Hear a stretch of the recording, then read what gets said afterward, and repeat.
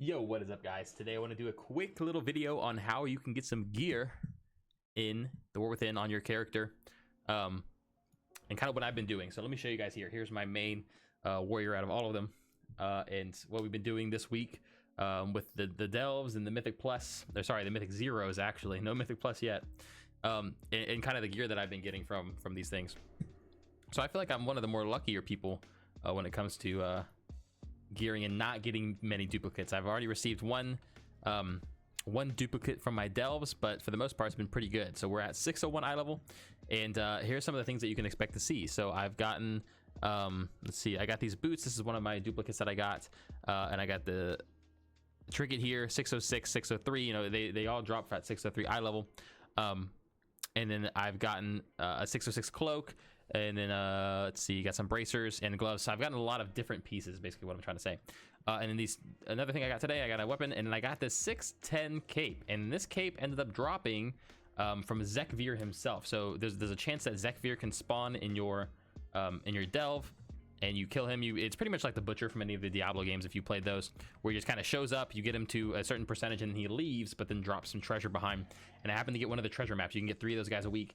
And when you use one in a tier 8 delve or higher, the highest piece, highest level where you can get the highest item level of gear, you get this you get a 610 piece, random 610 piece from the end of the delve. So this is the one I ended up getting, pretty good cloak, but that's just again how I found them. I believe you can get those maps from any resource in the delve itself, so don't be too afraid of those, and hopefully you can get one yourself. Not be too afraid of them, but you get what I'm saying.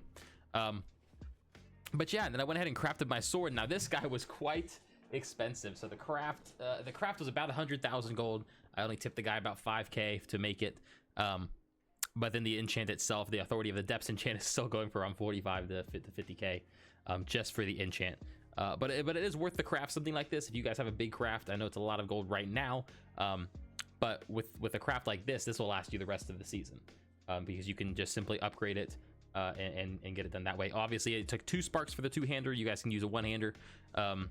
If you use a 1-handed weapon or just a regular piece of gear, it'll only take 1 spark, so you can get 2 of these 606 pieces of gear and do that. And then I have this mace that I got from Mythic, my Mythic Zero. So a few things from Mythic Zero as well. But one big thing that I've found out today is I did a bunch of PvP and got these heraldries today. And these guys you could craft PvP gear that goes up all the way to 639, which is really good. But what you can also use them for is you can use them for PvE gear. And I just double checked. I watched Dranos' video. He just posted one today, and he's talked about this exact same thing.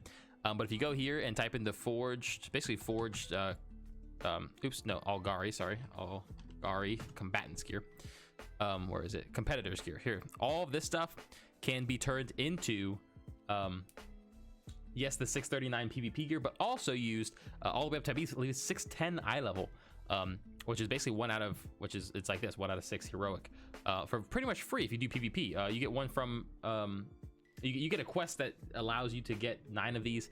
Just do some PvP, you'll eventually get the quest. Just win a couple games of whatever, arena, battleground, whatever. I believe it does have to be the rated version. I'm not 100% on that, but I got them from doing 3s. I won a couple games of 3s and got this. So if you're interested at all in PvP, you can take these guys, and again, we'll just click on, for example, the gauntlets. They require 4 of these guys, so use 4 of these guys, and here's the base eye level. If you just craft a 1-star, it's 597, and then you could choose the stats on these guys, which is pretty insane. Usually for PvP, you want to have versatility, but if you're not going to PvP at all after this, just put in whatever your main stats are. Don't even worry about having the versatility unless that's, it's a great stat, but if that's also a good stat for you, just might as well do it there too. And then you can also use the embellishments as well on that. So you can throw in an embellishment, you can throw in your missive and just craft it normally, and you can make it a 5-star for a personal order, or just throw it out in there and hope for the best. But some of these require different amounts, so these require 4 as gauntlets. Let's see, what are the breastplates? 5. I believe 5 is the most for a craft. I'm not sure about the weapons actually. Let's go look at a weapon here. There's a one-handed weapon is 5 as well. I'm guessing 2-handed weapons a little more. Let's see if we can find one. We'll do a staff here. So staff is 10, so you can't even craft actually a staff, a 610 staff. But that's fine anyway, because you probably want to just craft the spark one anyway, because that's something that will last you, again, like I said, the entire season, because you can upgrade this, but you cannot upgrade this guy to the max eye level. So that's something to keep in mind when you're crafting these, at least.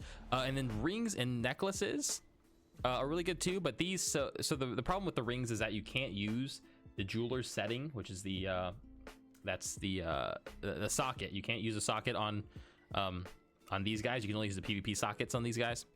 So the best thing to craft would be with this would be, I would say, a belt, wrists, potentially a cloak, and after that, that's about it. You want to leave all your tier slots open, even boots. I didn't mention boots too, but you definitely want to leave your tier slots open for right now until you find out a little bit more about that. But you know, still to kind of wrap things up, do those Battlefield Elves. They reset today again. They reset every single day. Save up those keys, and that's gonna be your number one thing. Just do them in a group too. They're way easier to do in a group.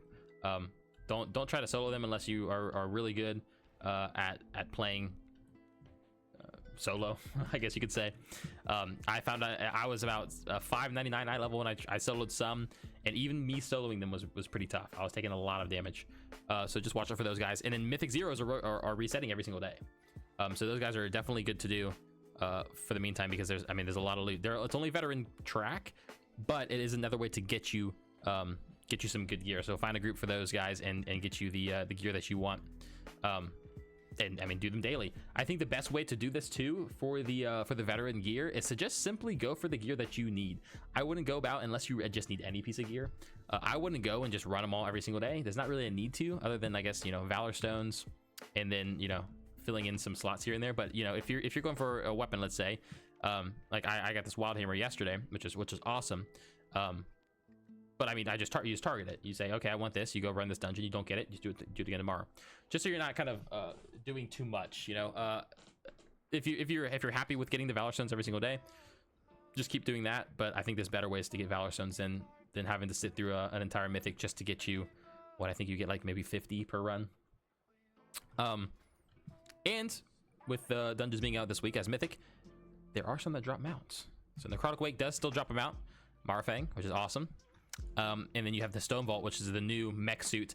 It begins a quest. I'm assuming it's a quest to get them out, because this does reward them out. So there are different things that you can get, other than loot, other than gear for your character. So yeah, so just keep doing those few things. I just wanted to get on here and just tell you guys a few things that I've been doing, and just kind of update you guys with the little bits of knowledge that I have about gear. But it's starting to get a little easier to get there.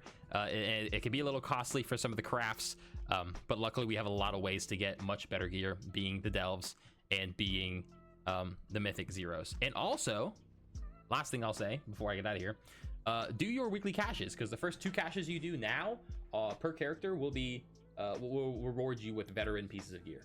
Okay, no more adventure gear. That's out of the way. I think I mentioned that in my last video, but for this video, just a reminder to not forget to do those, because that gear could be good. I still need a new belt, and potentially some other things to upgrade, like my adventurer and veteran track gear. So like this adventurer neck, I would love to replace this too eventually. But yeah, so go do those few things, and you'll be ready to go for whenever your raid time is, or whenever next week hits with Mythic Plus, and you can start grinding those guys out. But you want to be ready and geared as much as possible. We did some Mythic Zeros at about 580 eye level, 590 eye level, and we found them to be quite difficult. But if you have a decent group and everybody knows what they're doing, they're kind of a breeze. Because we did them with some slightly geared people, and then we did them with people that just know how to play the game, and those ones went much better than the people who were slightly geared. So always mechanics over eye level / damage. You can't do damage while you're dead, right? All right, that's it, guys. Thank you guys for tuning in. I hope you guys have a good one. Bye bye.